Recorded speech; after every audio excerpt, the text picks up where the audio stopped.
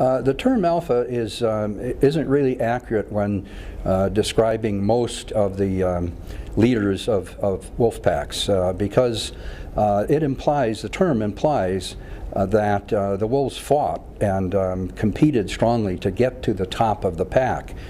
In actuality, the way they get there is merely by mating with a member of the opposite sex, producing a bunch of offspring, which are the rest of the pack then, and becoming the natural leaders that way, just like with a pair of humans producing a family.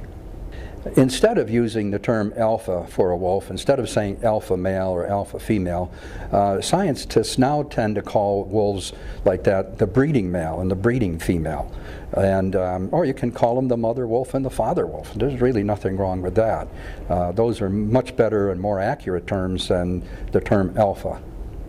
Actually, I'm very much to blame for the term alpha being used with wolves. I published a book in 1970 that now has over 110,000 copies in circulation, and in that I labeled the top wolf in the pack the alpha.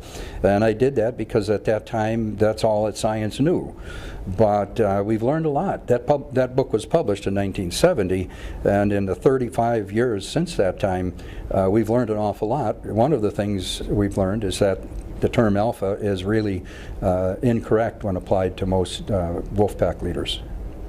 It's appropriate to use the term alpha in an artificial pack where you might put many wolves from different assemblages together, unrelated wolves and that kind of thing.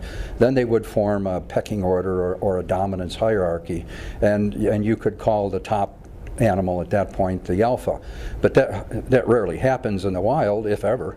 And so that would be one case where you could use it. Another case is where you have what we call a complex pack, or a pack with multiple breeders. In Yellowstone, for example, there have been some packs that have had as many as 3 breeding females. And in that case, you can call the top-ranking female, who would usually be the mother, you can call that animal the alpha female. But looked at in the perspective of wolf packs in general around the world and all, that rarely happens.